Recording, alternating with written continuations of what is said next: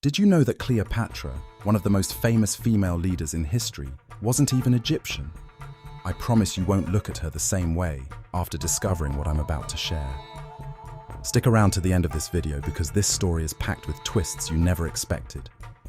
And they all lead to her dramatic fall from grace. You don't want to miss this. Now let's travel back in time to ancient Egypt, 51 BC. The sun is blazing down on the land of pyramids, and the Nile is teeming with life. Cleopatra VII, just 18 years old, takes the throne as co-ruler alongside her younger brother, Ptolemy XIII. But this wasn't a happy family sunshine and rainbows kind of rule. Oh no, it was more like Game of Thrones, but with sand dunes and hieroglyphs. Here's the thing, Cleopatra's family, the Ptolemaic dynasty, came from Greek origins. Her ancestors were generals under Alexander the Great and had ruled Egypt for nearly 300 years. Yet, Cleopatra broke tradition. She spoke the Egyptian language, embraced Egyptian culture like a queen born of the Nile, and presented herself as the divine reincarnation of the goddess Isis. Talk about owning the brand. But things didn't stay peaceful for long. Ptolemy XIII and his advisors were not fans of Cleopatra. They saw her as a threat. Imagine being 18, ruling one of the wealthiest empires of the time, and dealing with backstabbing courtiers and your own sibling trying to kick you off the throne. And it happened. At age 21, Cleopatra was forced to flee to Syria to escape her brother's power grab, leaving her empire in political chaos. Now, normally, this is where most stories would end in tragedy, but not Cleopatra's. When life gave her old papyrus scrolls of problems, she wrote an epic comeback. Here's the twist.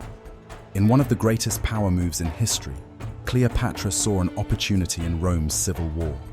Julius Caesar, Rome's most powerful man, was embroiled in a conflict with Pompey, his rival. Pompey fled to Egypt seeking asylum, but Ptolemy XIII had him assassinated, hoping to win points with Caesar. Little did Ptolemy know, Caesar didn't take kindly to this gift. Caesar was furious, and Cleopatra, she seized this chaos masterfully. Legend has it, ready for this. She had herself smuggled into Caesar's chambers in a rolled-up carpet. Yes, a carpet delivery. You can't make this up. When the carpet was unfurled, there she was, captivating and ready to make her case to Caesar. Now think about it. Cleopatra wasn't just relying on her beauty. She was a master strategist. She convinced Caesar to help her reclaim the throne, and it worked. In the famous Battle of the Nile, Caesar defeated Ptolemy XIII. Shortly after, Ptolemy met his end, allegedly drowning in the Nile. Cleopatra was back in power, this time as a co-ruler with her younger brother Ptolemy XIV, though it was clear Cleopatra was the one wearing the crown. Oh, and her alliance with Caesar became personal. That's right, they had a son named Caesarion, cementing her influence over Rome. However, fate wasn't through with Cleopatra yet. After Caesar's assassination in 44 BC, Cleopatra aligned herself with Mark Antony, one of Rome's new power players. Antony and Cleopatra became history's most famous romantic duo, but it wasn't all love poems and wine-drenched evenings. Their relationship was as much about politics as it was passion. Together, they aimed to consolidate power, but their ambitions made them enemies of Octavian, Caesar's heir and future Emperor Augustus. Octavian declared war on Cleopatra, and by extension, Antony. What followed was the infamous Battle of Actium in 31 BC. It's here that the tension skyrockets. Cleopatra and Antony's forces faced Octavian's formidable navy. As the battle unfolded, Cleopatra made an abrupt and strategic retreat with her fleet, a move that left Antony's forces demoralized and ultimately led to their defeat. You see, Cleopatra's cunning had always been her greatest weapon, but in this case, it wasn't enough. With Octavian's forces closing in on Alexandria, Mark Antony and Cleopatra faced the end of their reign. It's said that Antony, believing Cleopatra had already died, fell on his sword.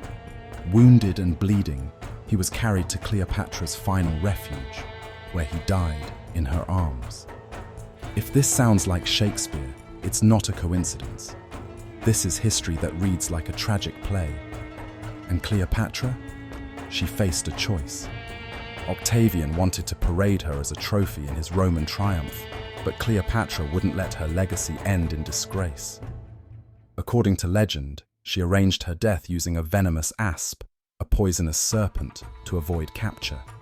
Some say it was an act of defiance, others an ultimate display of control over her fate. And just like that, the curtain fell on Cleopatra, the last pharaoh of Egypt. But wait, we're not done. Why does Cleopatra's story still matter? Because her life raises questions about power, ambition, and how women throughout history have had to navigate male-dominated worlds through wit and strategy. Cleopatra's mastery of diplomacy, her alliances, and even her tragic end speak to universal themes that resonate today. How many of our modern leaders, in politics or otherwise, have looked at Cleopatra as an archetype of intelligence and resilience? Now here's where we leave the ultimate question to you. Was Cleopatra's legacy a triumph of strategy or a tragedy of ambition? Drop your thoughts in the comments below. And if you want to dive deeper into more fascinating history like this, hit that subscribe button so you never miss an episode. Until next time, keep uncovering the mysteries of history.